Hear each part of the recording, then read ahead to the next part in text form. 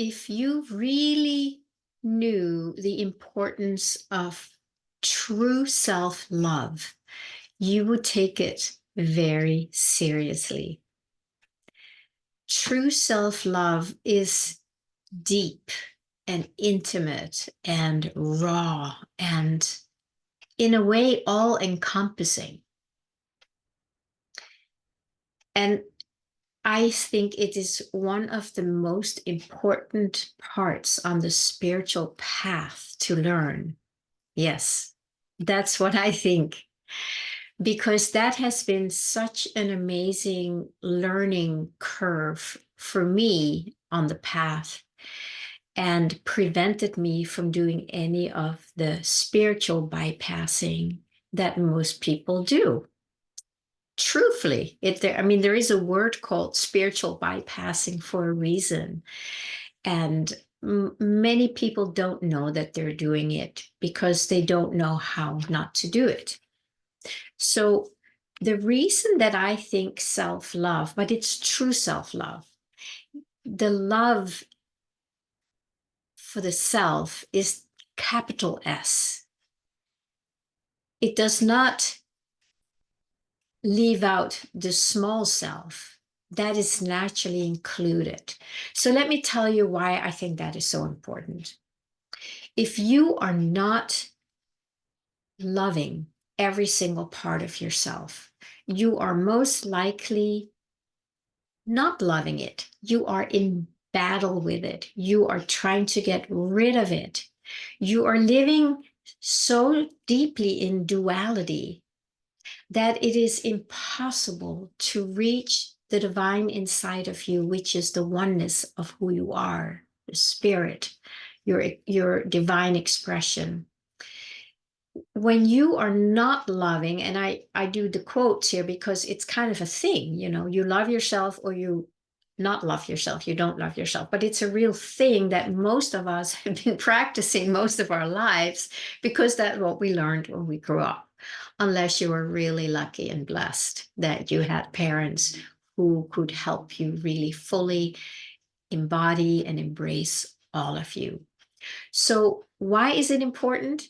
As long as you are not including all of yourself, as long as you are judging, shaming, hating, criticizing, blaming, whatever, all these negative words, as long as you're doing any of that to yourself, you are living so far away from the divine that it's going to be very hard, shall we say, impossible to reach back in there. You see, all your energy is out there, or we can say in there, in your body, in your psyche, not in the divine. You are just in this huge battle, and all your energy goes into the battle.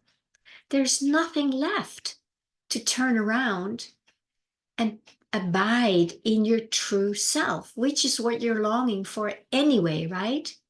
And you think that, beating yourself up and trying to fix yourself and get rid of parts of yourself, you think that's going to get you to God? Good luck.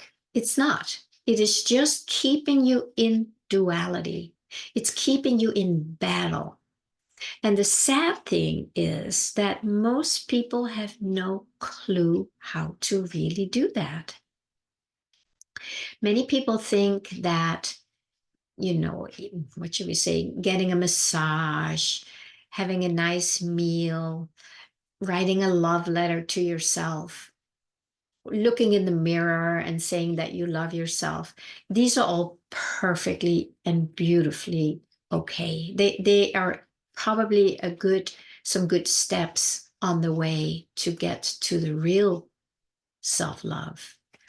But it is not it. Like, for instance, if you feel you need a massage because you're so stressed out and a massage is just a band-aid on top of your stress, you're still living in duality. You're trying to manage your stress. Self-love would be addressing the stress on a very deep level and find out, where are you turning away from yourself that you have become so stressed? Where are you not listening to yourself or honoring yourself? Where are you denying yourself what is real and true and authentic for you. That is where you live in that duality, and you cannot fix it with a band-aid, even the greatest massage. And by all means, enjoy them. I mean, who doesn't enjoy a good massage? But for many people, it is just a band-aid, and it is not gonna help the duality. It might even just extend it, because you work hard, like, oh, I'm gonna get a massage just to help my stress, and you just keep pushing, and maybe I'll have 2 massages next week. But you're in that duality, you're in the battle, and it has to stop, because your energy is out there in the battle, in the duality. And you want to bring it back home. And it's very difficult, because you're stuck in that muck.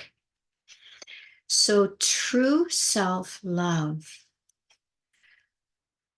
would just be a pause to start with. And just notice your felt sense experience, your direct experience in the moment. You can take a breath in and learn to scan your landscape. You learn to notice what is going on inside that you normally may not even have a clue is happening. And then you learn to allow what is going on to be there without the familiar go away, try and get rid of it, contract around it, suppress it. That's what we do. And that is not loving yourself. That is the opposite. It's saying, no, you can't be here. Boom, boom. And what are you left with?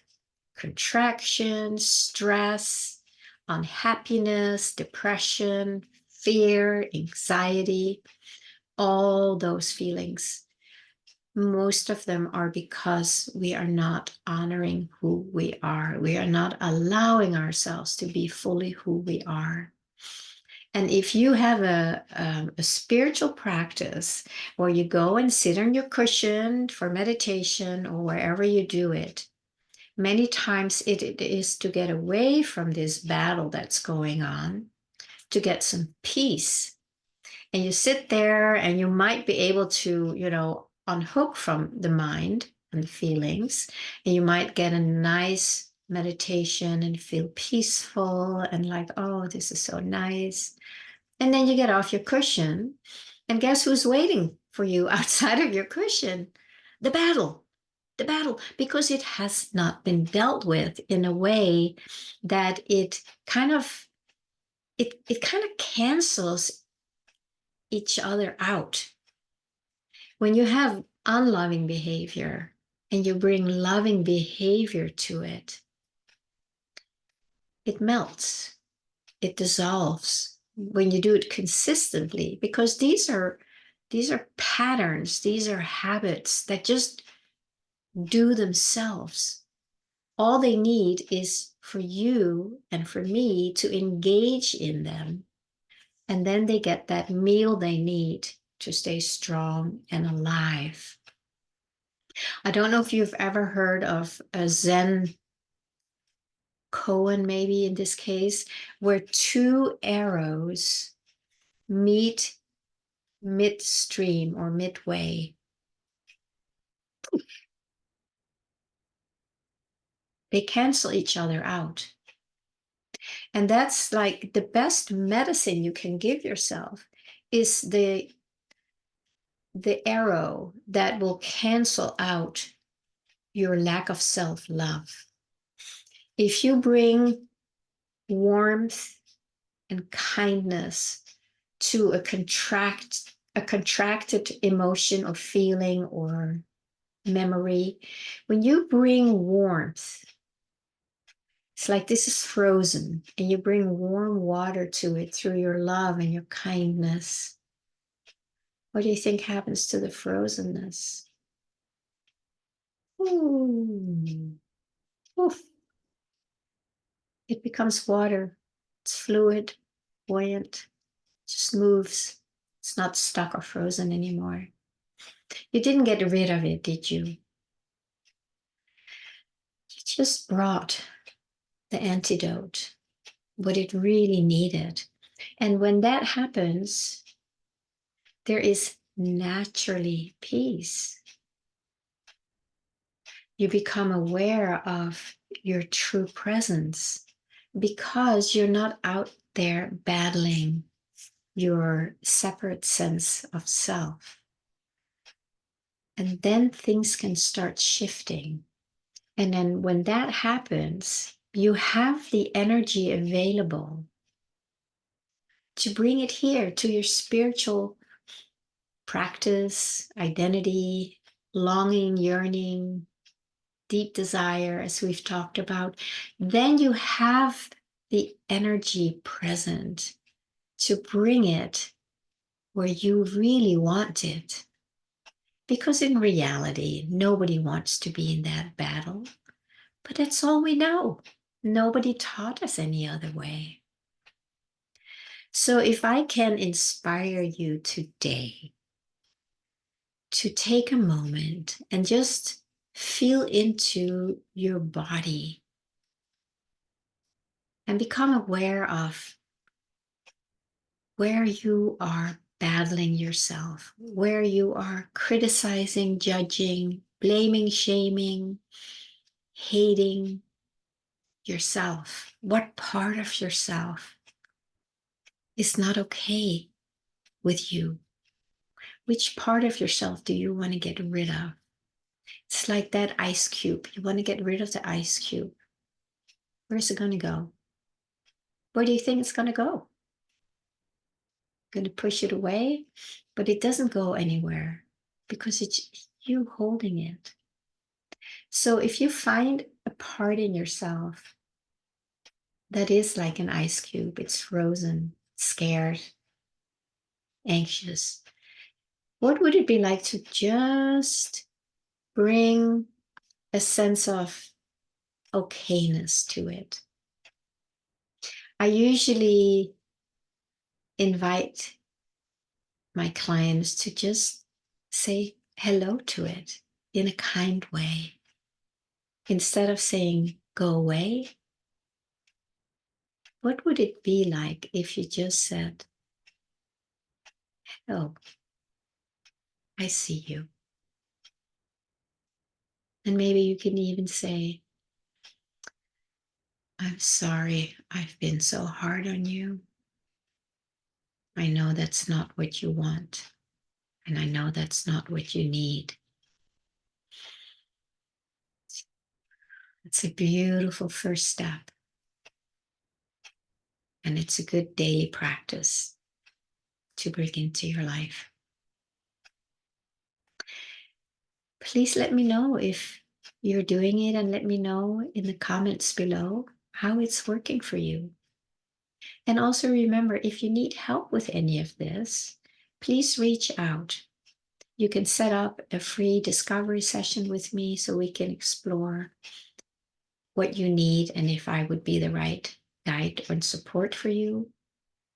Or you can go to my website and read some of the blog posts. You can watch some more of the videos, but take this on as something important and something that will change your life and bring you more peace. Thank you so much.